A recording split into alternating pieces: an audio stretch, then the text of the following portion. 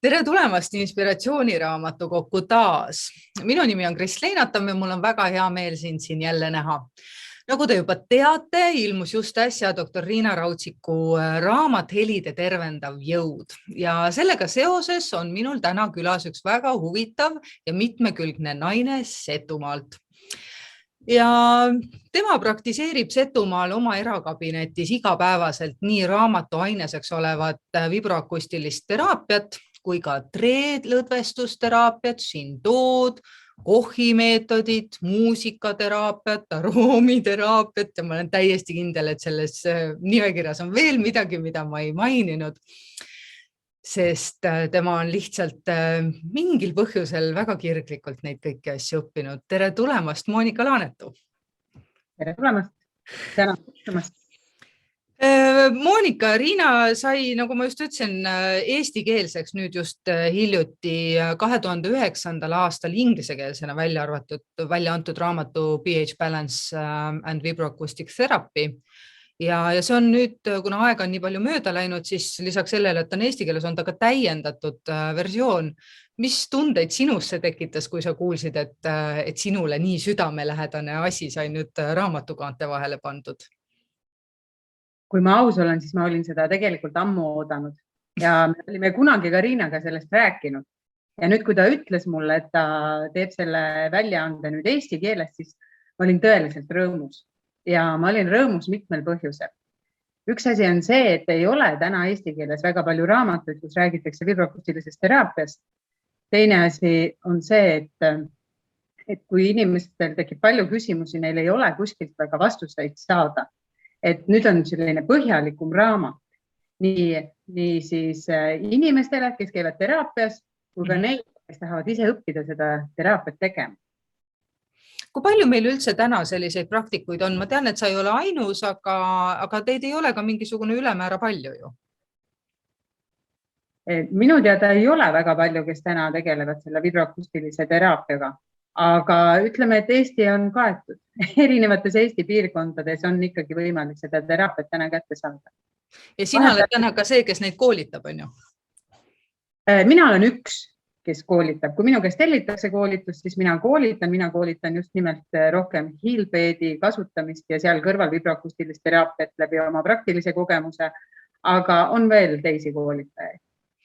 Enne kui me selle Healbedi juurde lähme, mis on seal selja taga niimoodi kenasti nähtaval on, ütle mulle, kellele seda raamatut nagu vaja oleks lugeda. Et sa ütlesid, et põhimõtteliselt nagu igale inimesele siis. No jaa, ütlesin, et neile, kes õpivad on ju ja neile, kes soovivad seda teraapiat. Ja täpselt nii ma mõtlengi, et kes tahab sellest teraapiast natukene rohkem teada saada, siis see raamat on mõeldud täpselt neile. Ja ma tean, et seal raamatus on rohkem kui vibroakustiline teraapia ehk siis kuidas üleüldse võtta tervise eest vastutuse enda kätte. Et minu arust see on väga terviklik lähenemine, kuidas Riina on selle raamatu välja andnud ja lahendanud. Absoluutselt, ma olen sinuga täiesti nõus. Riina enda raamatus, sa oled kirjutanud sinna kaassõna. Sa ütled, et see on teraapia, mis toimetab vaikselt, aga samas nii suurelt. See on niisugune väga müstiline, kuidagi nagu selline peaaegu, et poliitiliselt ümmargune lause, et mis sa selle all mõtled? See on väga sügav lause ja tegelikult see nii ongi. See lause on tulnud sellest, et ma olen aja jooksul näinud, mida see teraapia inimesega teeb. Ja kui ma seal järelsõnas kirjutan, et ma tahaksin rääkida sellest teraapiast kui imest, siis tegelikult iga kord, kui siin keegi käib, väiksemad või suuremad imed sünnivad. Ma ise väga usun sellesse teraapiasse ja kogu selle kirega ma siis proovin toetada ka oma kliente, kes minu juures käivad kogu kirega. Ma proovin reklaamida seda teraapia vormi, proovin edasi õpetada ja ma olen näinud väga häid tulemusi. Kui ma alles ise õppima hakkasin ja alles praktiseerimise alguses olin, kuulsin Riinalt selliseid põnevaid lugusid, mida see teraapia võib kõike teha, siis täna on mul endal juba märkimisväärne kogemus. Küll aga ei sobida kõikidele. Loomulikult on sellel teraapial ka vastunäidustused, aga need näidustused, mille jaoks inimestele see sobib, tihtipeale ikkagi saavad positiivse toetuse või positiivse lahenduse. Kellele siis teraapia vastunäidustatud on, kui sa selle välja tõid praegu? No kui me võtame niimoodi laiapõhjaliselt, siis kunagi, kui ma alustasin selle teraapiaga Värska sanatooriumis, siis ma võisin öelda, et kellele ei sobi mudaravi, sellele ei sobi vibroakustiline teraapia. Seal majas nagu oli see selline üldisem lause, kui inimene tahtis teada. Aga tegelikult, kui on ikkagi südame-veresoonkonna haigused, vähkkasvajad, akuutsed põletikud, mingid akuutsed terviseseisundid, siis keha peab niigi endaga toime tulema ja lisastimulatsiooni ta ei vaja.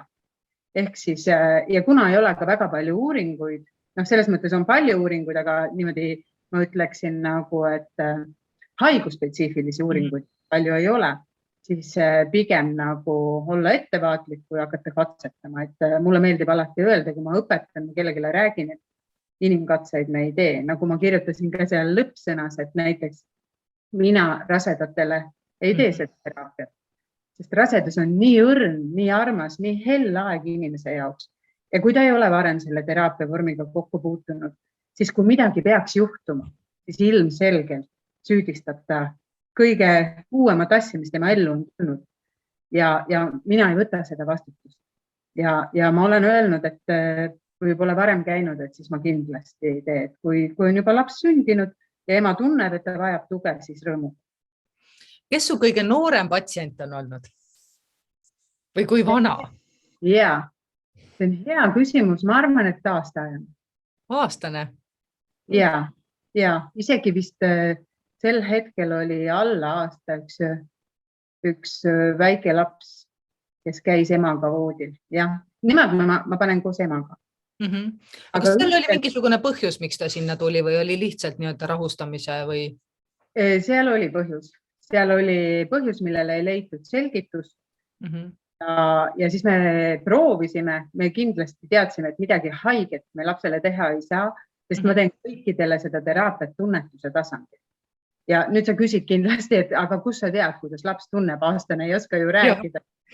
Siis ema oli see, kes oli seal voodis lapse kõrval ja kohe, kui ema õrnalt tunnetas seda vibratsiooni, helivibratsiooni, mis tuleb madratsi seest, siis ma lõpetasin selle nagu nii-öelda timmimise, selle helivibratsiooni tugevuse sättimise ja võtsin veel natukene madalamaks. Ja see laps tundis ennast seal väga hästi. Loomulikult samal ajal, kui see laps oli seal voodis, ma pidin ka lapsega tegelema, siis ma natukene mänguliselt tegelesin temaga ja ta püsis seal imeliselt. Ja rohkem nii väikseid käinud ei ole, siis hakkab juba 3. eluaastast. Seal tuleb kogelemine, enurees, mis on öine märgamine, siis tikid ehk tahtmatud tõmblused, sellised psühhosomaatilised vaevused. Kui seal ei ole, siis mingit füsioloogilist muutust, kui ta on ikkagi psühhosomaatiline. Ja mis asja see me saame kõik, nii mina kui ka kuulajad, ka need, kes ei ole eelnevat Riina Rautsikuga vestlust vaadanud, me saame kõik aru, mis asi on vibratsioon, aga mida see seal teeb? Ma näen su selja taga on see sinine madrats seal ühe valge kena voodi peal ja ma saan aru, et see on see hiilbeed, mis kogu selle ime siis inimeseni viib, tema kehasse viib. Mis seal toimub? See voodi, jah, sa nimetasid õigesti, mina kasutan hiilbeed seadet. Ma siinkohal mainiks ära, et see on Eestis Haapsalus toodetud seade, Eesti oma seade. Meie Nokia.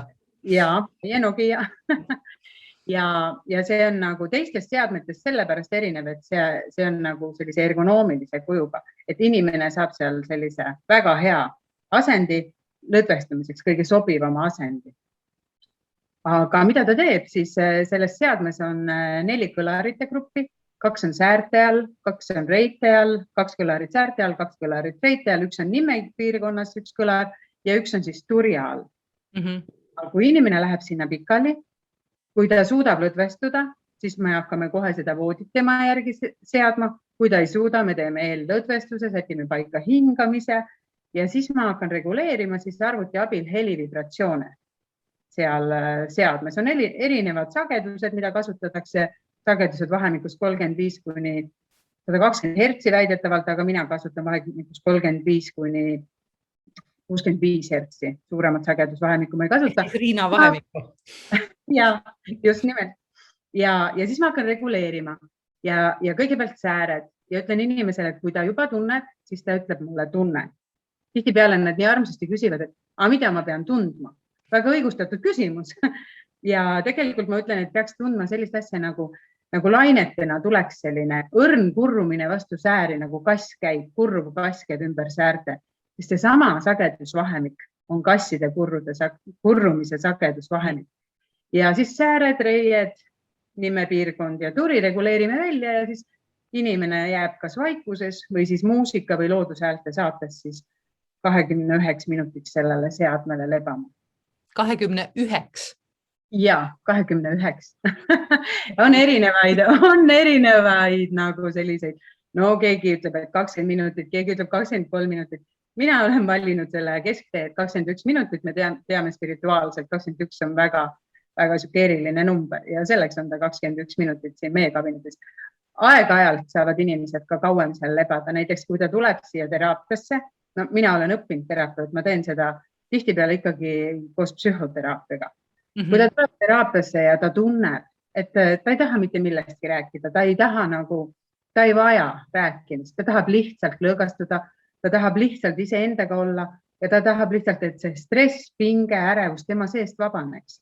Siis mitte küll esimesel korral, aga teisest, kolmandast korrast olen ma seda aega siis pikendanud. Et see ei ole selline, aga alla selle tavaliselt me ei tee. Iga mitmes klient sul seal magama jääb? See on hea küsimus.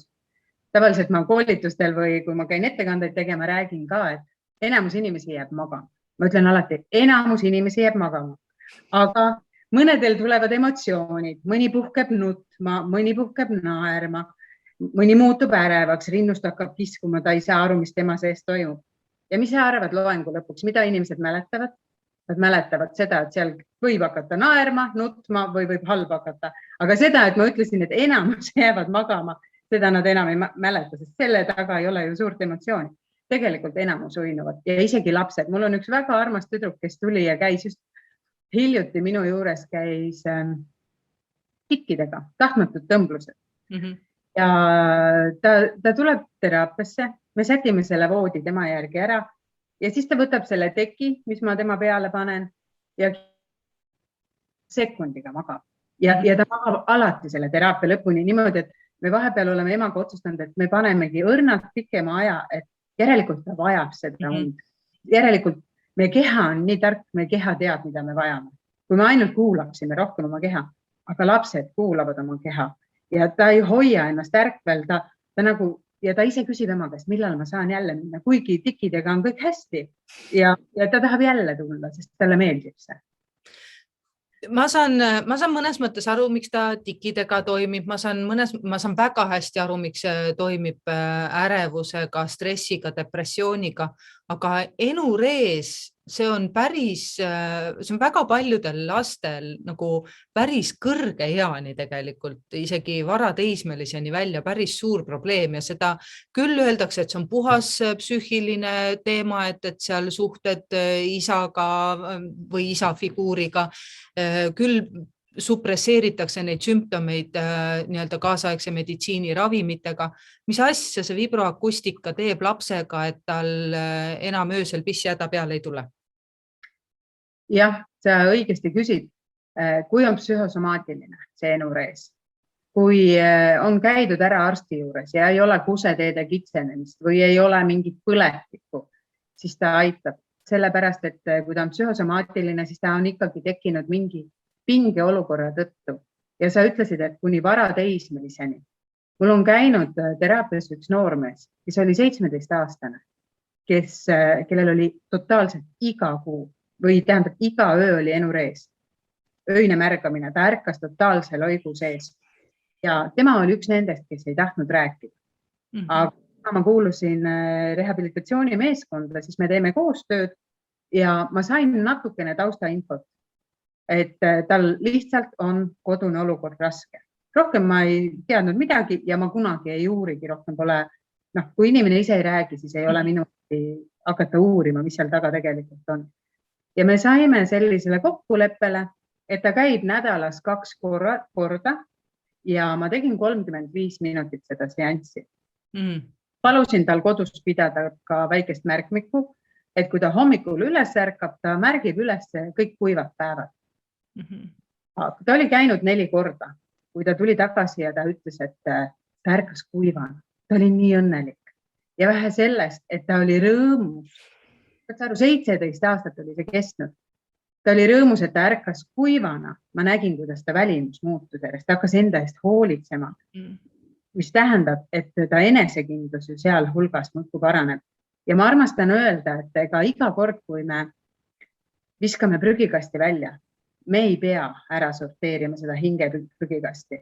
Ta küsid, mida see vibroakustiline teraapia teeb. Ta teebki seda, et ta aitab lõdvestada kogu kehal ja ta aitab vabastada neid pingeid ja ilma selleta, et me iga kord teadvustaksime, mis emotsionaalne või psüühiline pinge täna meie seest vabanes. Miks need inimesed nutma hakkavad, see ongi see, et midagi tuleb ülesse. Alles paar päeva tagasi üks noor naine ütles nii ilusti, et ma tunnen, kuidas mul kõik tuleb ülesse. Ja ta lasi isegi peatada korraks selle teraapia. Ta kogus ennast ja lasi edasi panna. Ja see noormees käis vapralt lõpuni ja tal läks kõik järjest paremaks. Loomulikult me ei lahendanud ära seda kodust olukorda ja see kodune olukord seal muutub teistmoodi, sest ta saab ju järjest vanemaks, ta saab tugevamaks, kuna ta käib rehabilitatsioonis, ta saab psühholoogilist tuge ka, siis aga vähemalt ta leidis mingi enesekindluse, kuidas endaga toimetada, kuidas endaga tööd teha, ta tegi sporti, nagu ma ütlesin, ta välimus muutus ja see oli minu jaoks, kui Riina on öelnud, et kui need asjad on kaua kestnud, siis ei pruugi tulemus ka nii hea olla ja me ei saa sinna midagi teha. Näiteks kui tikid on inimesel eluaeg olnud ja ta tuleb sulle 50-aastasena, siis see ei pruugi nii tulemuslik olla. Mida rutem me jaole, seda tulemuslikum on. Ja minu jaoks oli see väga põnev teekond tema kõrval. Ja loomulikult suur töövõit, et meie koostöös sai sellise lahenduse. Ja kui sa küsid, et mis see siis mõjub, on selgitatud erinevaid võimalusi, kuidas see siis mõjub ja kuidas see mõjub läbi närvisüsteemi ja meie aju ja kõik erinevad selgitused on. Aga mina väga usun seda, et see mõjub psoaaslihase kaudu. Psoaaslihas ehk nimmeniudelihas on meie vaagna sees üks sügavamaid lihaseid, mis on läbi diafragma alateadvusega seotud. Ja psoaaslihase pinge tegelikult, psoaaslihasesse kogunevad kõik emotsionaalsed pinged. Vaata, kui me ehkume, siis me tõmbame niimoodi automaatselt nagu loote asendisse ja sinna kõik talletub. Ja nüüd, kui me vibroakustilise teraapiaga mõjutame inimkeha, siis ta mõjutab ju raku tasandil. Ükski organ, kude, rakk, mitte midagi ei jää puutumata. Ja siis ka see psoaaslihas hakkab vaikselt lõdvenema ja sealt saab ka aju märku, et oht on möödas, et nüüd võivad pinged vabaneda. Sellest täna sellises kontekstis peale minu ei ole keegi rääkinud. Küll aga ma tutvustasin Tallinna Ülikooli professor Eha Rüütlile seda oma mõttekäiku ja tegin oma lõputöö sellel teemal. Ja ta arvas, et loomulikult, et see võib olla üks võimalus, kuidas ta seda inimkeha mõjutab. See vibroakustiline teraapia, sest nagu ma ütlesin, ta ei jäta ju midagi puutumata, siis ta ei saa jätta ka psoaaslihast puutumata. Ja kui me räägime psühhosomaatilistest probleemidest ja psoaaslihasest, kes natukene on õppinud inimkeha toimimist, siis ilma uuringuteta võib teha siin loogilise järelduse, et see on üks võtmesõna psoaaslihas. Kuidas su teised kõik praktikavormid, mille ma siin üles lugesin, kas nad on nagu sinu jaoks vibroakustikast nagu täiesti eraldiseisvad sinu enda praktikas, puhtalt sinu isiklikku tööd praegu küsin, või sa kombineerid neid kuidagi omavahel, kas nad toetavad, sa oled ka muusikaterapeut? Kuidas see kõik sul nagu ühtseks selliseks palliks nagu formuleerub? Sest ma usun, et inimene on tervik. Ja kui sa lugesid need üles, ma olen neid kõiki asju õppinud sellepärast, et ma suudaksin inimesi võimalikult mitmekülgselt toetada. Mitte see, et me teeme suga täna siin midagi natuke ära ja nüüd mine veel sinna ja seal ka tegele iseendaga. Vaid et kui ta juba jõuab minu erakabinetti, siis ma saan teda ise mitmekülgselt toetada. Ja loomulikult ma vahest teen neid eraldi teraapiatena, aga vahest ma integreerin. Näiteks, kui sa mainisid Kochi meetodit, mille ma ise olen täna Eestisse toonud, mille üle ma olen ääretult uhke ja mis on väga tõhus meetod, siis vahest on nii, et me teeme selle Kochi meetodi ära ja peale seda, kui inimene ütleb, et ta tegelikult tahaks nüüd pikali visata ja kui meil aega on, siis ma pakun talle veel vibroakustilise lõõgastuse otsa. Tähendab ükskõik, mis ma siin oma ruumis teen, see on väga kliendikeskne lähenemine ja koostöös kliendiga me paneme nii-öelda paika selle plaani, kuidas me liigume, kuhu me liigume ja loomulikult muusikateraapia ja vibroakustiline teraapia on väga seotud, need ongi üks ja sama asi. Vibroakustiline teraapia lihtsalt kuulub retseptiivse muusikateraapia ehk kuulmisel põhineva muusikateraapia alla. Ja mina küll jõudsin esimesena vibroakustilise teraapiani, aga tänu sellele, et ma läksin vibroakustilist teraapiat õppima, jõudsin ma ka muusikateraapiani ja sealt juba edasi sain just muusikateraapia. Räägi sellest Kochi meetodist natukene täpsemalt. Kes see on? Kochi meetod, see on üks jaapanlane, kes seda teeb ja jällegi ma jõudsin Kochi meetodini jällegi läbi psoaaslihas.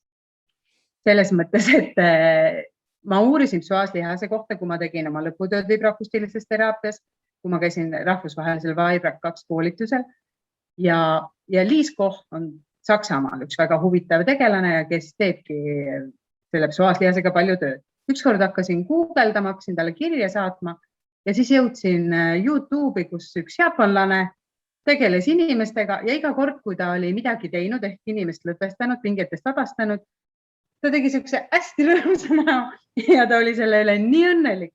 Ja siis ma hakkasin ta videoid jälgima ja vaatasin ja igas videos ta on nii positiivne, nii rõõmus ja kõik toimib. Ja siis ma mõtlesin, et no kuidas saab olla nii, et tal nagu kõik toimib ja kõik õnnestub. Ja ma kirjutasin talle. Ja tõesõna ma kirjutasin talle, sest mind huvitab see, nagu ma ütlesin, ma tahan inimest mitmekülgselt aidata, sest inimene on tervik. Me ei saa eraldi tõsta, et me tõstame midagi eraldi. Ikkagi, kui me räägime eriti psühhosomaatilistest vaevustest, on ju, siis me peame ikkagi nii füüsist toetama kui psüühikat toetama. Ja aasta aega olid meil läbirääkimised just enne, kui ta jõudis Eestisse ja ta tuli Tokyost Setomaale Värska sanatooriumisse ja tegi meile Kochi meetodi koolitusse. Ja see oli tõesti vahva koolitus. Ja iga kord, kui ma teen seda Kochi meetodit, nüüd ma enam ei üllatu, aga algul, kui ma hakkasin praktiseerima, näiteks kui sul on pinge õlas, siis käsivarrest ma mõjutan, et see pinge saaks siit õlast vabastatud. Ja miks mulle see meetod meeldib, on see, et see tulemus on kohene. Tihtipeale inimene kohe tunneb, et see pinge kadus. Loomulikult sellised sügavamad pinged vajavad mitmekordset leevendust, aga väga paljud inimesed on öelnud, et peavalu taandus. Või ma tunnen nüüd nii vabana, et see ei ole võimalik. Nad ise ütlevad ka, et see ei ole võimalik, sest no massaažis pead sa käima 10 korda. Mitte ma ei ütle, et massaažis ei tohiks käia, loomulikult inimestele meeldib ja loomulikult, aga ta toimib koheselt ja teda tehakse nii, et 1 korra teed ära, on nädal pausi, siis tuleb inimene teist korda, on 2 nädalat pausi ja niimoodi pikemate vahetega 4 korda ja siis inimene käib 6 või 2 kuu jooksul korra nii-öelda kehahoolduses. Nagu ma ei tea, mõned käivad küünehoolduses, ripsmehoolduses on ju. Ja mul käis üks hooldaja, ta käis niimoodi, et ta käis need 4 korda ära ja siis ta käis 2 kuu jooksul korra. Ja siis oli läinud töö juurde rääkima, et kus tema käib, et endaga toime tulla. Ja ta ütles, keegi ei usu, et sa pead tulema ja tegema neile, sest nad ei usu, et see nii toimib, sest kõik käivad 10 korda kuskil, et alla 10 korra ei saa midagi saada, vaata. Et see on tõesti tõhus, et no seda peab kogema. Et siis saab sellest aru nagu, et... Olen nõus varsti sõitma hakkama. Jaa, tule aga. Et ta tõesti on tõhus meetod. Ehk siis täna ma võin sulle öelda, et ma saan aru, miks see Kochi seal ise väga rõõmus oli iga video lõpus. Sest tema on ju täielikult professionaal, tema on selle meetodi välja töötanud, ta on tegelikult Shihatsu massaaži õppejõud seal kuskil Tokyo ülikoolis ja no see toimib. Küll, aga kui inimene vajab nagu kirurgilist sekkumist, siis selles mõttes ta imesi ei tee. Aga on tulnud nii mitme kliendiga välja see, et ta ongi tulnud siia seljavaludega ja kui ma juba näen, et see Kochi meetod ei võta seda valu ära, siis ma olengi öelnud, et palun pöördu arsti juurde, et siin võib olla mingi sügavam probleem. Aga see on ikkagi sellised pealmised lihaspinged või sellised, mis on võimalik vabastada ka massaažiga, siis Kochi meetodiga saab hästi tõhusalt. On ka massöörid ise minu juures käinud. Ehk siis tegelikult kõik see, mis kaasneb meie tänapäeva selle õudusruudus selle istuva elustiiliga. Just, täpselt. Mis vaevused inimestel kõige rohkem on, millega sinu poole kõige rohkem pöördutakse? Võtame kas või näiteks see lihaspingete kohimeetodi teema. Ikka õla ja kaelapinged ja sealt alaseljapinged. Ja no täpselt seesama, et kogu aeg sa istud kuskil, sa oled nagu pinges olekus ja sellega nad tulevad. Mõned sportlased käivad, neil on muud pinged juba üle trennist nagu, aga ikkagi see õlavööde on kõigil. Kui kohi ütleb, et ta tegeleb sellega, millega inimene tuleb, ehk siis ta mõjutab ainult nagu ühte piirkonda, siis kui ta isegi tuleb vahest alaseljavaluga, siis ma tean, et tal on õlad nagu nii ka pinges. Inimene on ikkagi tervik ja kõik on nagu seotud, et ikkagi alustame alati õlgadest. Ja tahaks kohe niimoodi teha. Ja mul teraapia sinule Facebooki lehel on ka pildid ühest vanaärast, mille üle ma olen eriti õnnelik, kelle juures ma käisin kodus tegemas, ta tütar kutsus mind. Ta oli insulti põdenud ja sellest oli paar aastat möödas ja ta käsi ei liikunud. Ta saigi ainult niimoodi tõsta, seal pildi peal on ka ja peale esimest seanssi ta pani käed pea peal kokku. No see oli nagu uskumatu, nad nagu raputasid pead, nad ütlesid, et see ei ole võimalik, nad on igal pool käinud. Aga see on tõsi ja need pildid on seal täitsa õiged ja ei ole lavastatud. Mul tuli praegu sulle üks patsient meelde. Mis asi see treelõdvestusteraapia on? Trauma relaxing exercises nimetatakse seda.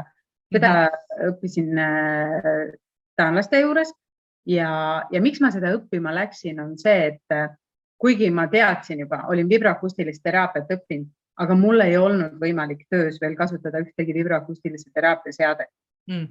Ja siis ma leidsin, et see tree võib olla asendus sellele vibroakustilisele teraapia seadmele. Mul tuli üks klient, kes oli nii spastiline, et kui ma muidu teen klientidele, kes on hästi spastilised, tegin sellist nagu üldist lõõgastavat harjutust, tead isegi ilmselt, et hakkame varvast, pingutame, lõdvestame.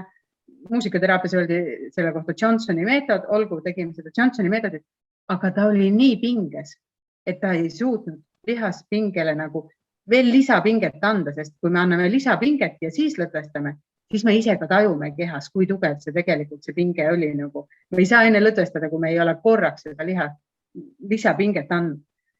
Ja siis ma hakkasin otsima võimalusi. Ehk siis mõned võimalused on minu ellu tulnud kliendipõhiselt. Ehk siis ma hakkan otsima abi, kuidas ma saan seda klienti aidata. Sest ma teadsin, et ta oli käinud massaažis, ta ei olnud seal abi saanud, ta ei olnud ka selline inimene, kes ise väga distsiplineeritud võimleks.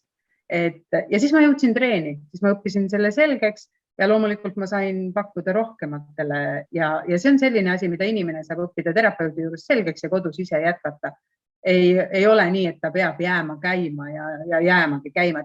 Et nii Shindo, mida sa enne mainisid, kui tree on sellised meetodid, mis on nagu, et sa saad kliendile õnge anda ja ta saab ise endaga tegeleda ja aeg-ajalt võib olla oma teadmisi lihvimas käia. No, mina tunnistan küll ausalt, et ma olen paar korda Shindos käinud, mina seda üksinda kodus küll ei julgeks teha, sest ma ei tea, kas ma püsti saan.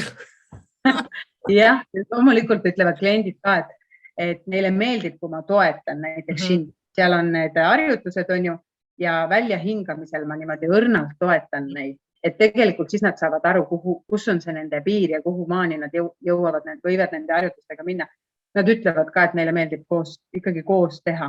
Aga mõni väga usin klient teeb kodus hommikul veeretab ennast voodist maha ja alustab kohe Shindoga. Väga tubli.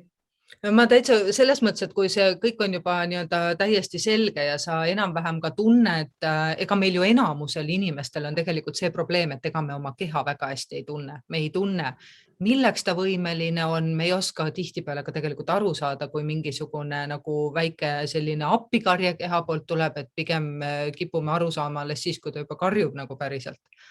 Et see Shindo on just selles mõttes minu meelest on hea seda koos juhendajaga teha, et siis sa ise nagu, just nagu sa ütlesid, et sind lükatakse kogu aeg natukene edasi ja edasi, nii kaua, kuni sa tõesti saad aru, et nii nüüd siin on vist minu piir. Kuidas sul aroomiteraapia on? See on minule endale näiteks üks sellistest teraapiavormidest, mis mulle väga-väga meeldib. Et kuidas sa seda kasutad seal kõigega koos? Aroomteraapiat ma kasutan koos vibroakustilise lõõgastusega ja aroomteraapiani ma jõudsin tegelikult läbi doTERRA õlide. Ühel terviseloengul tutvustati doTERRA õlisi, mis on väga kvaliteetsed õlid. Ma neid ise kasutan juba aastaid ja siis ma mõtlesin, et miks mitte pakkuda klientidele lõõgastust aroomteraapiaga koos nagu. Ja on väga häid tulemusi olnud ja kui ma õppisin, siis samal ajal tegelikult tuli ka see aroomteraapia minu ellu. Ja ma küsisin ka oma koolitajatelt, et mis nad sellest arvavad, sest ma mõtlesin, et ma ei hakka ju ise mingit voodoo'd siin välja mõtlema, et äkki see minu mõttekäik ei ole üldse õige. Ja nad kiitsid selle heaks, nad ütlesid, et ükskõik mis inimest aitab, kui me seda teeme nagu hästi läbimõeldult, inimesega kooskõlastatult, siis võib seda kasutada.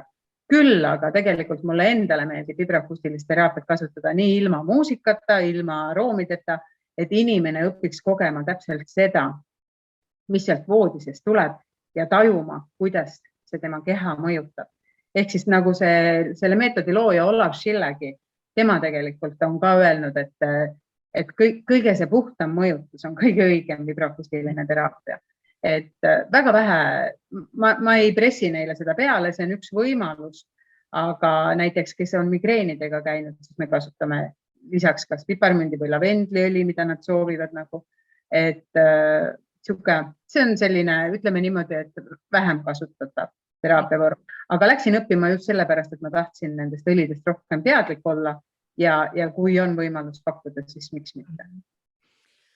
Ja see vibroakustika tundub nii Riinaga rääkides kui ka sinuga rääkides, kui ka seda raamatut nüüd 1000 korda lugenuna nagu tõsiselt selline imeravim, aga see on päris kange sõna, mida te Riinaga nagu mõlemad selle vibroakustika kohta kasutate. Et miks me sellest ikkagi nii vähe siis kuulnud oleme? Et kus ta nagu, miks me ei näe plakateid? Seina peal linnas, et tulge kõik.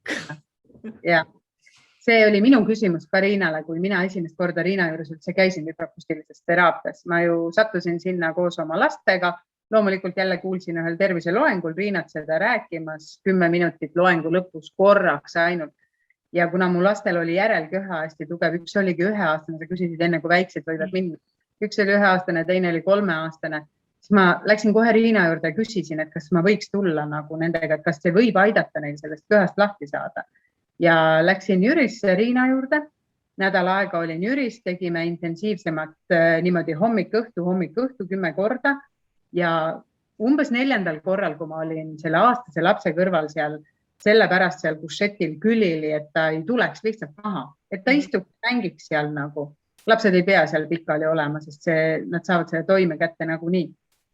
Ja kui ma tundsin, et mul endal alaseljavalud kadusid, ma küsisin sama küsimuse Riina käest, et miks sellest ei räägita, miks seda kuskil ei ole, sel hetkel Lõuna-Eestis ei olnud seda üldse. Ma tean, et ühel muusikaterapeudil endal oli seade kodus olemas ja kunagi äkki psühhiaatrikliinikus ja Tartu vanglas, aga need kõik olid nagu ära vajunud. Aga minu vastus täna on see, et kui see inimene, kes vibroakustilist teraapiat pakub, kui ta ise ei usu sellesse, kui ta silme ei sära, kui ta sellest räägib, siis lihtsalt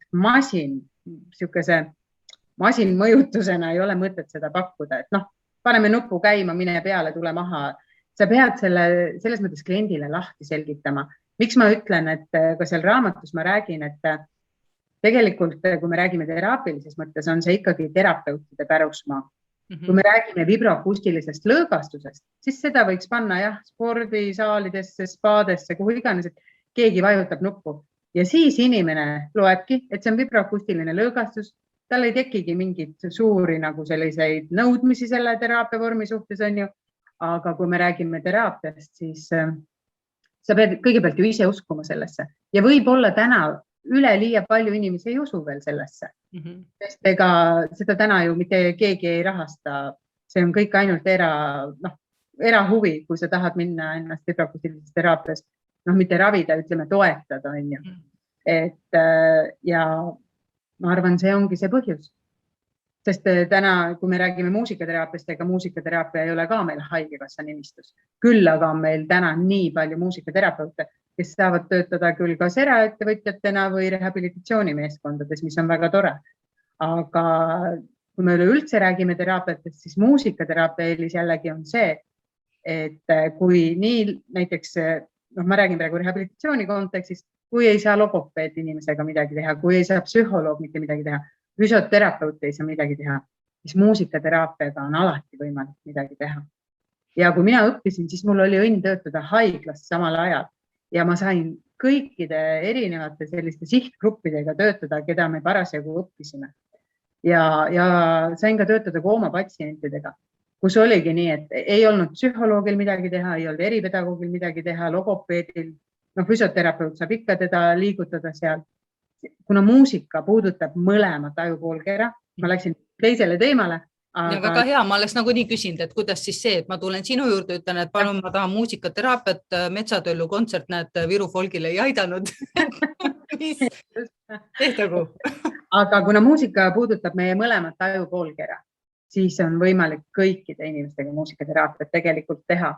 Ja lihtsalt, et tulles su küsimuse juurde korraks tagasi, pärast võin muusikateraapist pikemalt rääkida, kui sa soovid, siis kuna keegi ei rahasta seda, siis ilmselt võib-olla see on üks asi ja ei ole ka veel ütleme nii, et liiga palju inimesi, kes ise nii siiralt usuks sellesse teraapiasse, sest ma tean täna ka kabinette, mis on nagu, kus on vibroakustiline teraapia, aga seal ei käi üle liiga palju kliente ja kus on ikkagi ka teised teraapiavormid kõrval, et ma ei tea, Riina on seda aastaid teinud ja tal käis nii palju inimesi, aga tal oli see oma perearsti keskuse juures ja ta sai arstina soovitada, et kui täna arstid usuksid sellesse teraapiavormi rohkem, ma olen ise kutsunud ka arste siia vibroakustilise teraapia seadme peale, olen arstidel rääkimas käinud, olen sanatooriumi juhtidele rääkimas käinud, et lihtsalt teadlikkust tõsta vaata. Ja nüüd täna küsid, et kellele see raamat, siis kõigile, kes natukenegi tahavad vastust küsimusele, mis asi on vibroakustiline teraapia ja milleks ta hea on. Et see raamat kindlasti aitab täna seda teadlikkust tõsta. Selles ma olen täiesti veendunud. Ja kui tõesti, sest tegelikult need haigused või need konditsioonid, mis Riinal on seal kõik välja toodud, sa ise nimetasid tikisid, enurees, eks ju, ärevushäired, depressioon, issand, seal oli terve plejaad asju veel ka füüsiliste valude vaegusteni, siis need kipuvad just minu meelest olema tavaliselt need, millega ollakse kõige rohkem hädas. Et sa mingi muu haigusega, sul on gripp, sa võtad seal, mis ta iganes siis keegi võtab, ja sa saad sellest lahti, see läheb minema. Aga need on sellised konditsioonid, mis sinu elukvaliteeti nagu oluliselt halvendavad.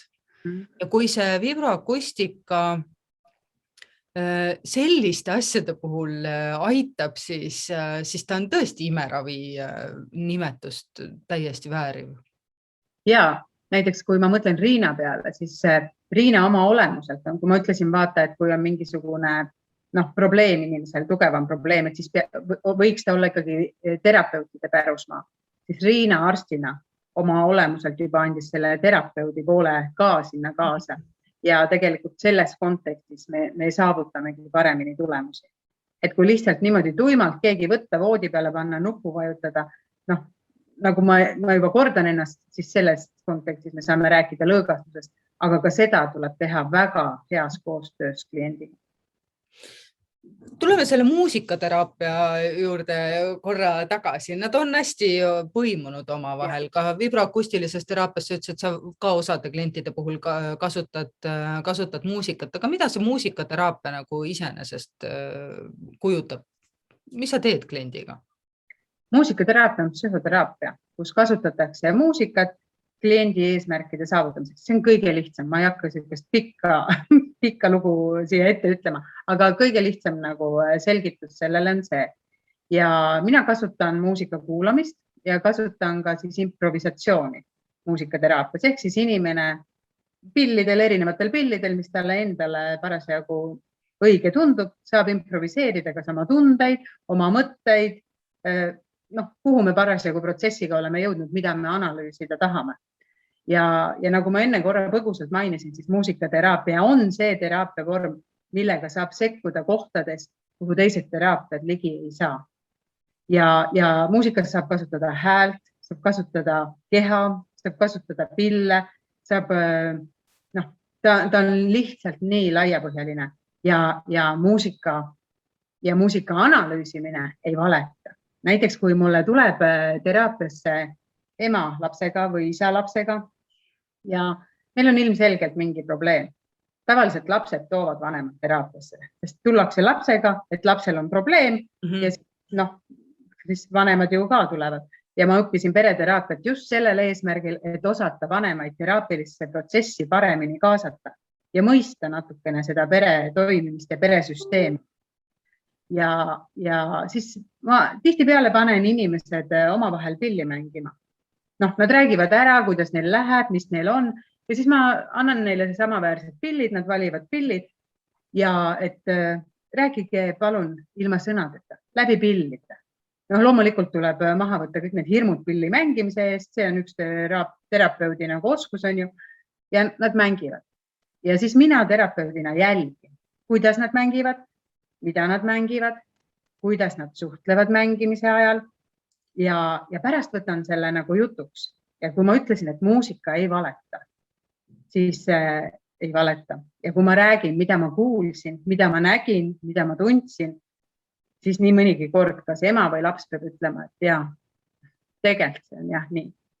Et meie käed on otseselt seotud meie alateadvusega ja kui me anname kätele voli, kas joonistada, kirjutada või muusikat mängida, siis väga palju tuleb meie seest välja nii ja sellist, mida me muidu sõnadesse panna ei oska.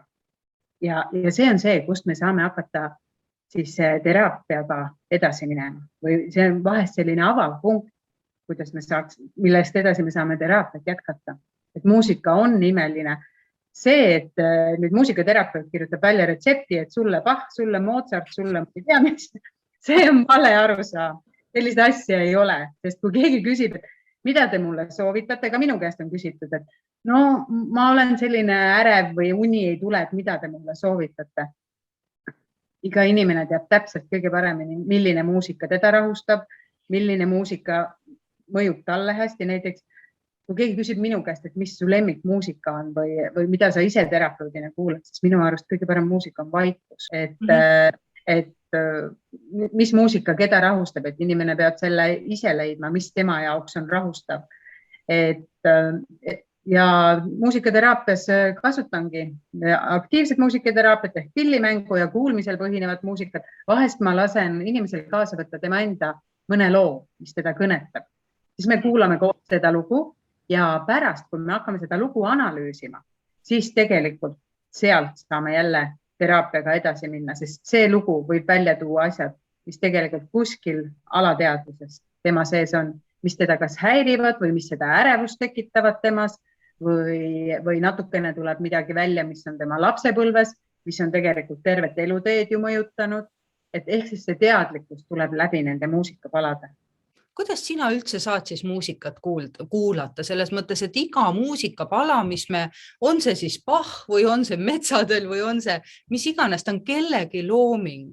Ta on ju seesama nii-öelda lihvitud improvisatsioon ju tegelikult. Kas see on nagu teiste inimeste mõtete lugemine, kas see väsitav ei ole? Ei, ma seda väljapool teraapia situatsiooni üldse nii ei käsitle.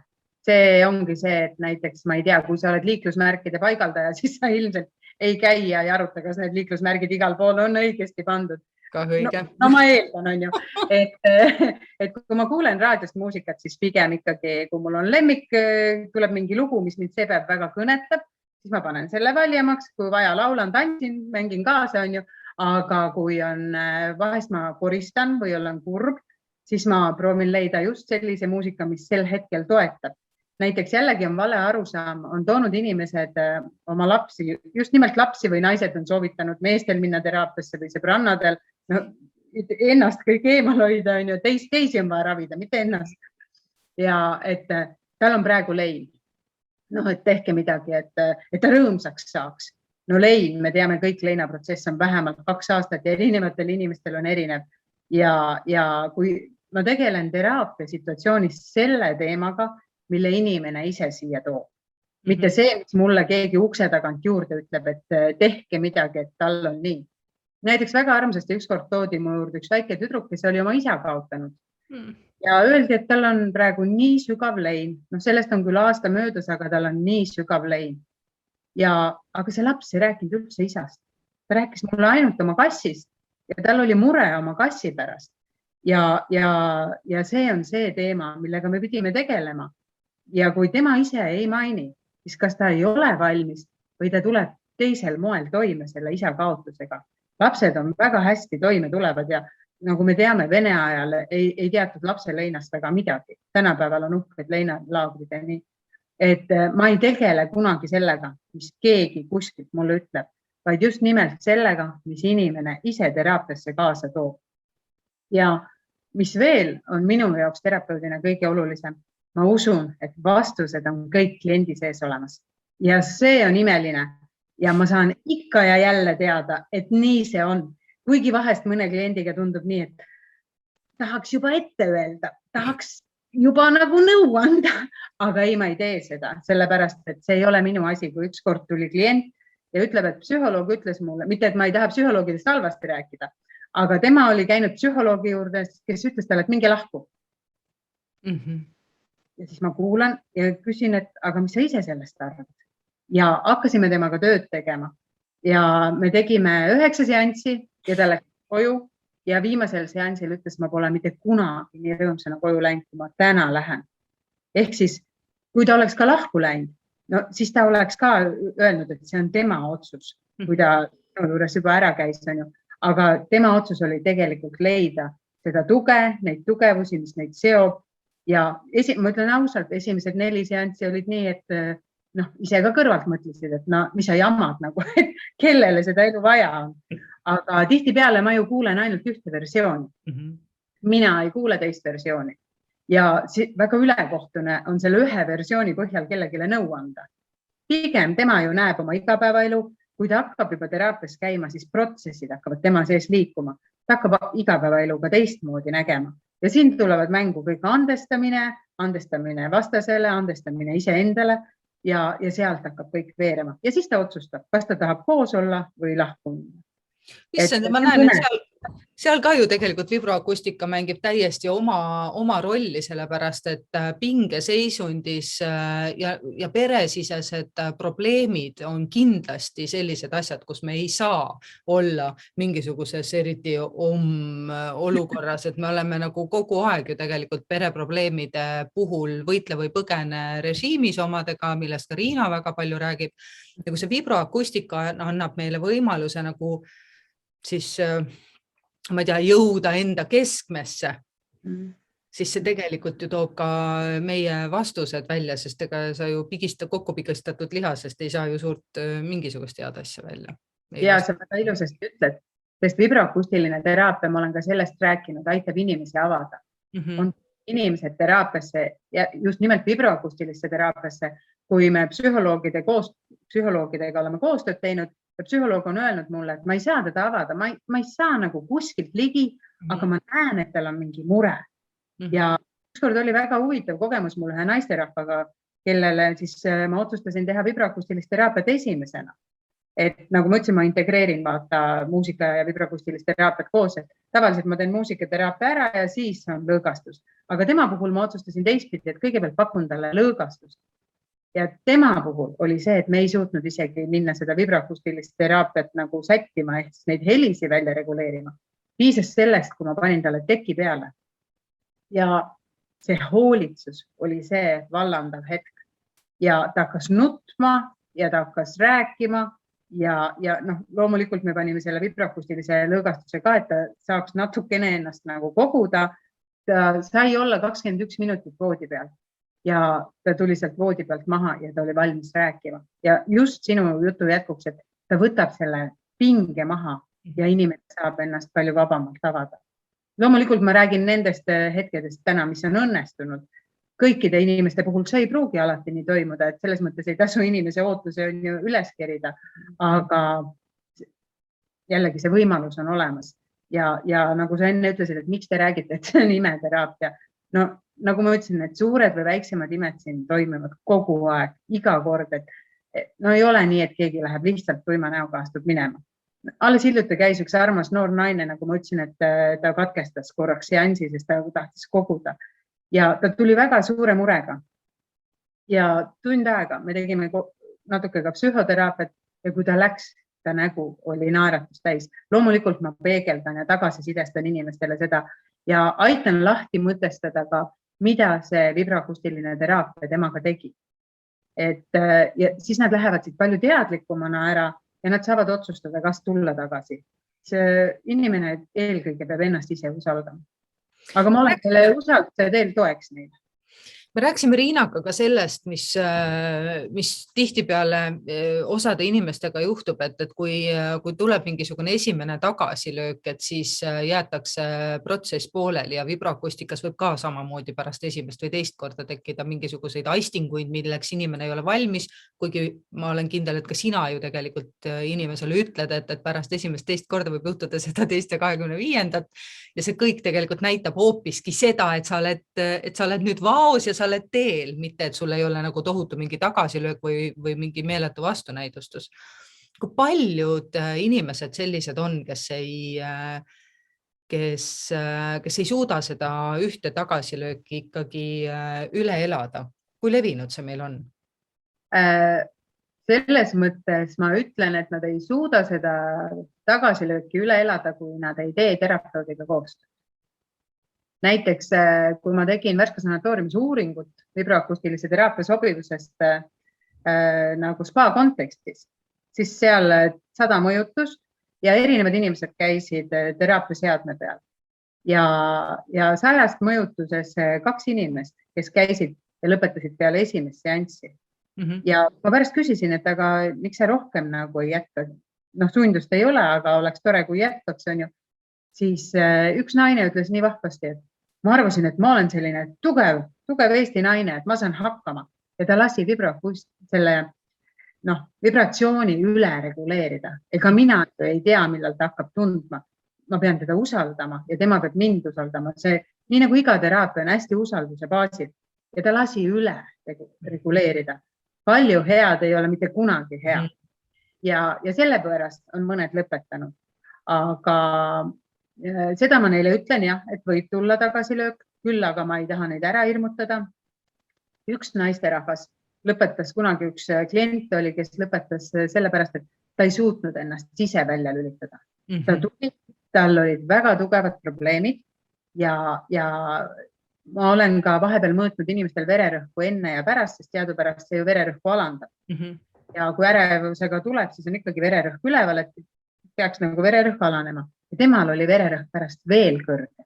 Ja siis, kui ma küsisin, et aga mis sinuga selle seadme peal toimus nagu, siis ta ütles, et ta ei saanud oma probleeme välja ja ta mõtles, kuidas ta läheb ja maksab sellele inimesele kätte, kellega tal konflikt on.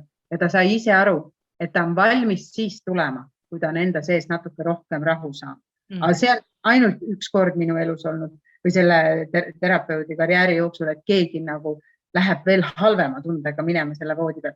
Küll aga on olnud tagasilööke, näiteks üks väike tüdruk tuli kogelemisega teraapiasse, psühhosomaatiline. Ja peale 7. seanssi see kogelemine läks nagu nii tugevaks, et me kõik ehmusime ära. Ausõna, mina ka ehmusin. Ma ei saa küll seda nagu väga tugevasti välja näidata, ma pean olema vanematele toeks, aga see oli väga tugev seal nagu see, kuidas ema kirjeldas, kuidas see on nagu lasteaias ja kodus ülitugevaks läinud, nad hakkasid parimaid logopeede otsima veel mujalt abi, mida loomulikult ma toetasin, et nad võtaksid. Küll aga ma teadsin, et tegelikult see ongi see punkt, kus saab ainult paremaks minna. Ja ma tegin neile ettepaneku, et ma ei võta tasu, aga ma pakun teile võimaluse käia edasi.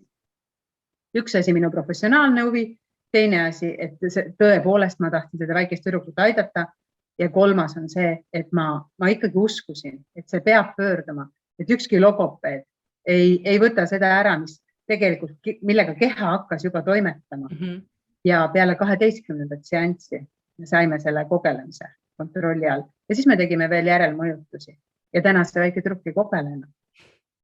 Jah, et see oli ka see koht, kus Marinale helistasin. Sest temal on väga tugev ja väga pikaajaline kogemus. Ja siis Marinaga, nii nagu ta on mul olnud kogu aeg superviisoriks, õpetajaks, toetajaks, siis see oli see koht, kus ma arutasin läbi, sest kas temal on midagi sellist olnud. Ta ütleb mulle väga rahulikult, et see näitab, et keha on funktsionaalne ja tuleb jätkata. Ja võt see on see tugi, mida ma pakun ka nüüd täna ise neile, keda ma olen ise koolitanud. Et kui nad satuvad hätta ja küsivad, siis ma tean juba oma kogemusest midagi neile öelda. Sa oled oma selle tohutu plejaadi erinevate teraapiate õppimisega seoses näinud väga erinevaid õpetajaid. Milline õpetaja on Riina? Riina on väga toetav ja ta annab sulle edasi täpselt selle info, mida sa vajad. Ta ei hakka sulle rääkima kõike muud, mis sinna juurde veel kuulub. Millest võiks ka teadlik olla. Kui on küsimus, siis on vastus. Ta pigem toob selgust ikkagi, kui sa küsid. Ta on toetav, ta on hooliv, vahest ta küsib tagantjärgi, aga kuidas sul sellega läks? Mitte ma ei arvaks, et tal oleks tohutu aeg minule pühenduda, aga ta lihtsalt on nii hooliv. Ja ta on ikka mulle selles vibroakustilise teraapia maastikul ikka suureks eeskujuks olnud. Sest olgem ausad, täna temast tugevamat praktikut Eestis ei ole. Samas ta on ju arst, et ma usaldan teda nagu lõpuni välja, kui ma midagi küsin tema käest.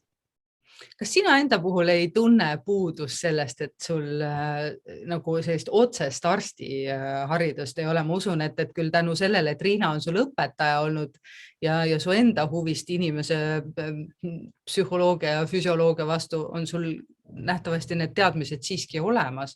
Oled sa tundnud puudust ka sellest, et sa ei ole arst? Ei ole. Ei ole, tegelikult ka ei ole tundnud puudust. Sellepärast, et ma ei pea neid asju nii sügavuti teadma. Sest täna mina tegelen psühhosomaatiliste probleemidega. Et arstid ikkagi tegelevad ikka märksa raskemate probleemidega. Ja see ei ole minu pärusmaa.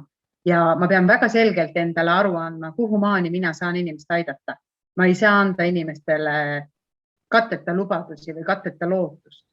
Et see ongi see, miks ma räägin ära, mis on vastunäidustused, ja millele ta võib mõjuda. Ja nagu vaatame, rääkisime enne enureesi puhul, siis oleneb see enurees. Ma olen ühe arstiga rääkinud Tartu Ülikooli kliinikumist. Siis ta käis mul loengul ja ta pärast küsib, et aga millise enureesi puhul see mõjub nagu? Loomulikult enureesi võib olla erinevaid põhjuseid, miks inimesel on enurees, aga loomulikult ikkagi psühhosomaatilise enureesi puhul või tikkide puhul, mis on psühhosomaatiline. Üldjuhul nad on ju. Üldjuhul nad on, jah. Kui me Riina juurde veel tagasi tuleme, mida sa on sul midagi sellist, mida sa tema õpetustest võib-olla kõige nagu kallimaks pead, kõige väärtuslikumaks? Kõige väärtuslikum on see lause, mis mul on nagu kogu aeg kuklas, et inimene peab võtma vastutuse oma tervise eest. See kõlab ühtviisi nagu lihtsalt on ju. Ja palju inimesi ka seda võtab, aga see on väga sügavamõtteline lause. Ja tegelikult see ei ole ka väga raske teostada. Kui inimene jälgib oma toitumist, millest Riina räägib, kui inimene liigub piisavalt, kui inimene proovib enda meeleolu jälgida, oma mõtteid jälgida, siis see juba on samm, just nimelt, siis see juba on samm sellel teel. See ei ole midagi ületamatut ja mulle meeldib see lause, et igaüks võtma vastutuse oma tervise eest. Ega meist ei ole keegi täiuslik. Me ei käi keegi täiuslikkuse rada ja mina ka, ma vahepeal joon rohkem vett, vahepeal vähem vett, vahepeal liigun rohkem, vahepeal liigun vähem.